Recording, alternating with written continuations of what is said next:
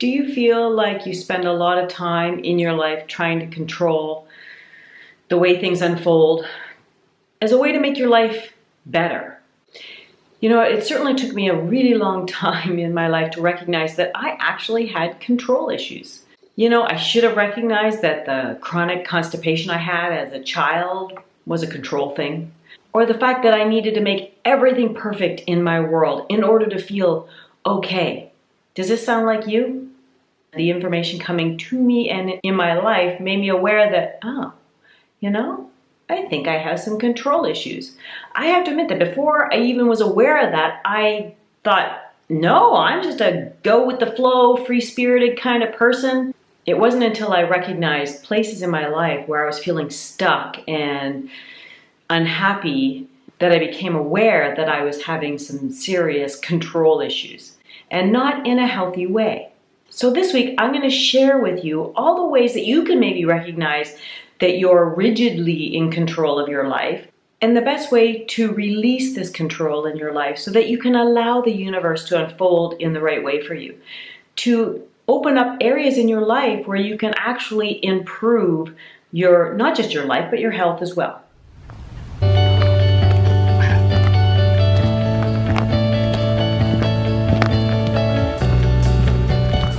Hi, I'm Andrea Coulter and welcome back to my channel, the best place to be if you want to find out exactly how your thoughts and your emotions are affecting your whole health. And not just your health, but your life, because, well, they all are interchangeable. So this week we're talking about how to properly release negative control in your life. And not just release it, but to learn to allow and to trust in the greater flow of life so that you can be more receptive and open to all the abundance that the universe has to offer you.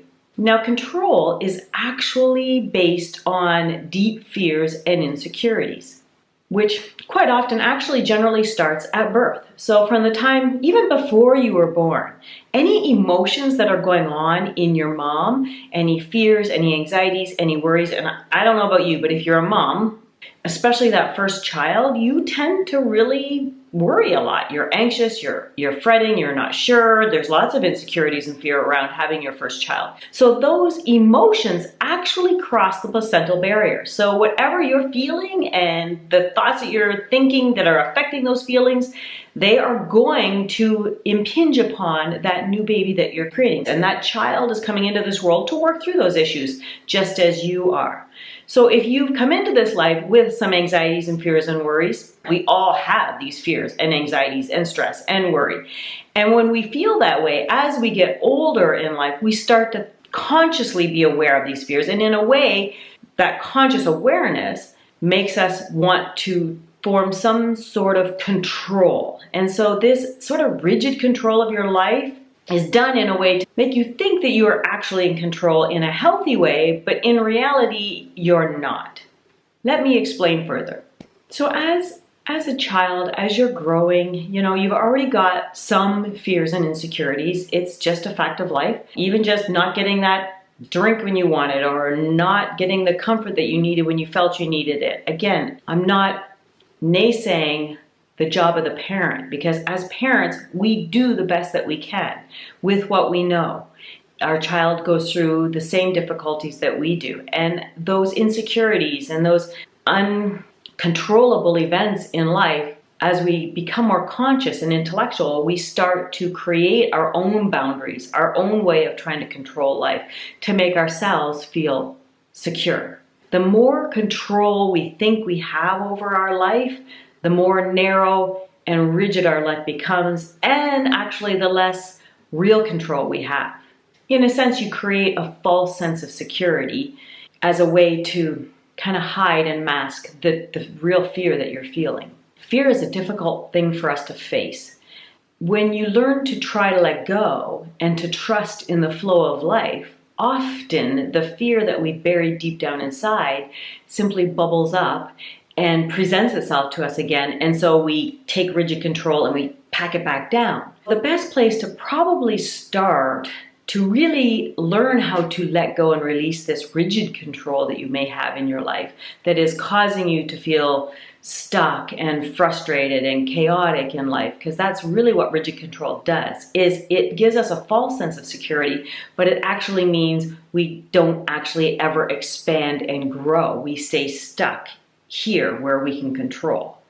Does that make sense? So what I'm saying is the best place to start is really being aware that you actually have some form of rigid control. Again, it took me a really long time to recognize this.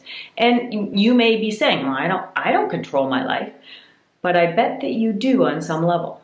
The key here to recognizing it is when life generally seems difficult, when it seems like you're struggling, when it seems like nothing is going the way you want it to, and the more you try to force it to go the way you want it, the worse it actually gets.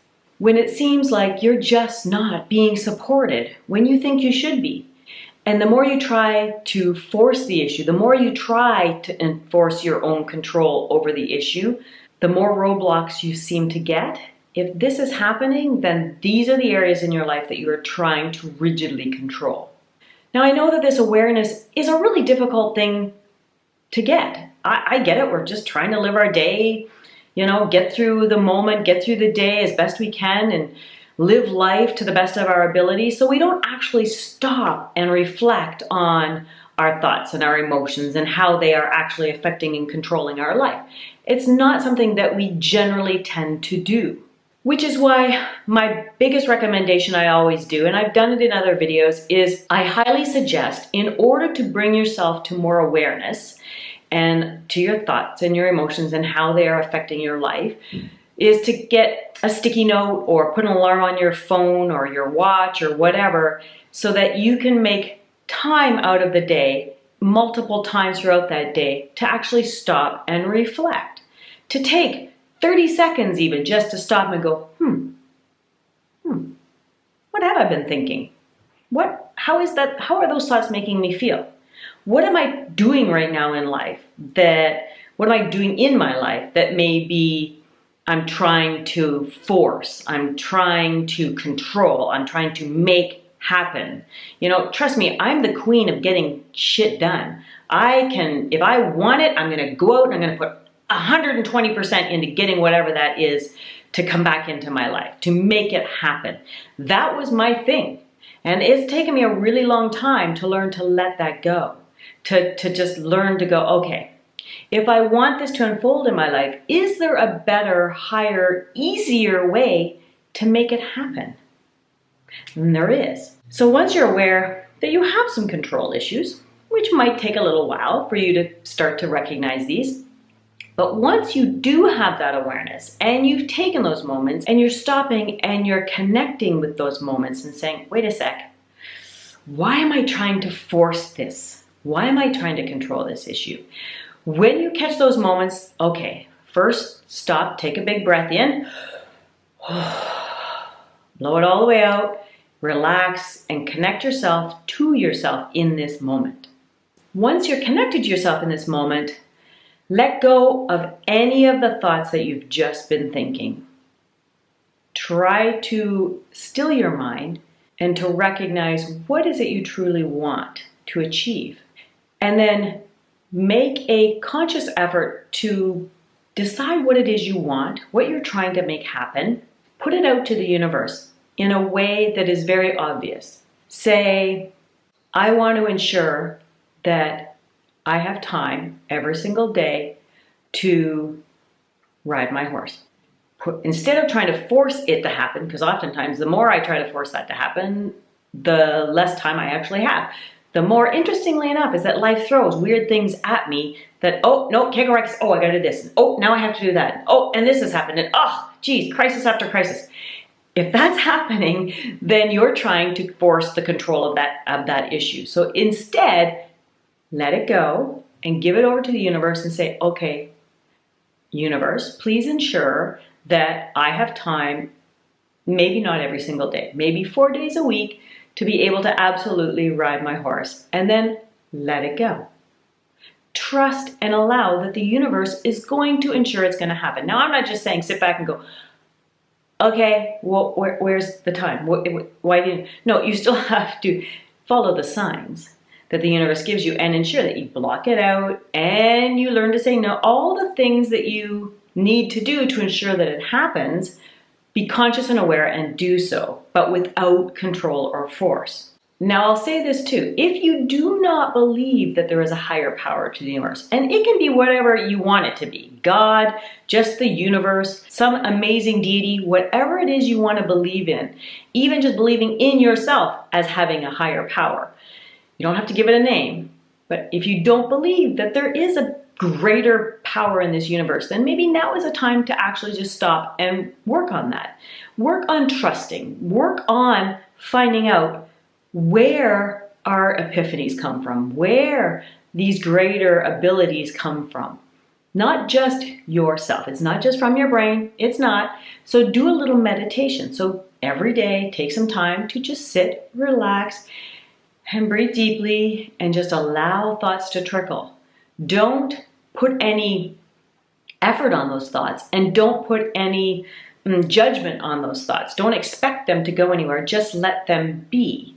And follow along and see what happens. And again, don't stay stuck in your brain. It has to be a free flow between heart and mind and heart and mind and heart and mind. When you get into this state of I'm just here.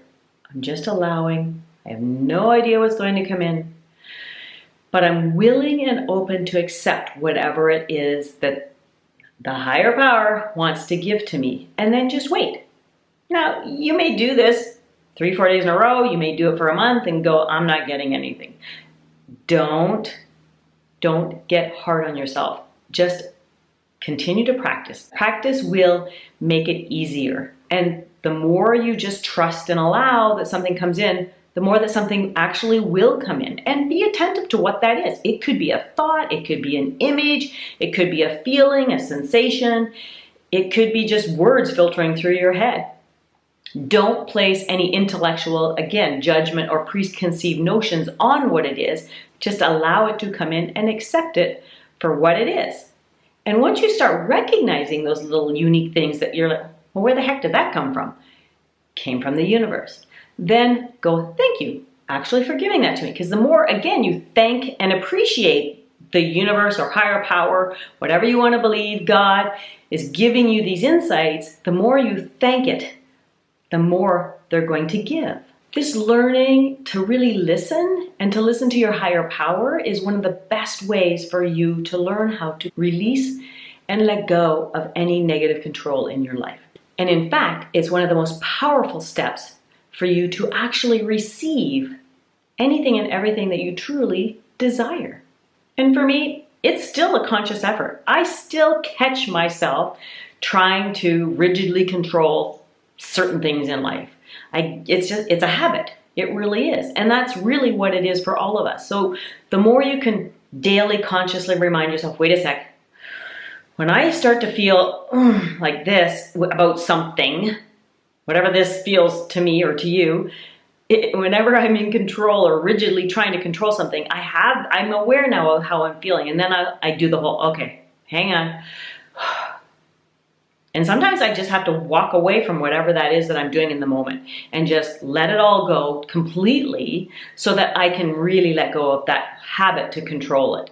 I may go off and do something else for a little while and then come back and then go, okay, universe, where do I need to be with this? And follow those signs. It's such a subtle shift. And I think that's what was the hardest for me, is really being attentive to the subtleness of the universe speaking to you. So really starting to be quiet and receptive and aware is vitally important to being able to really release control.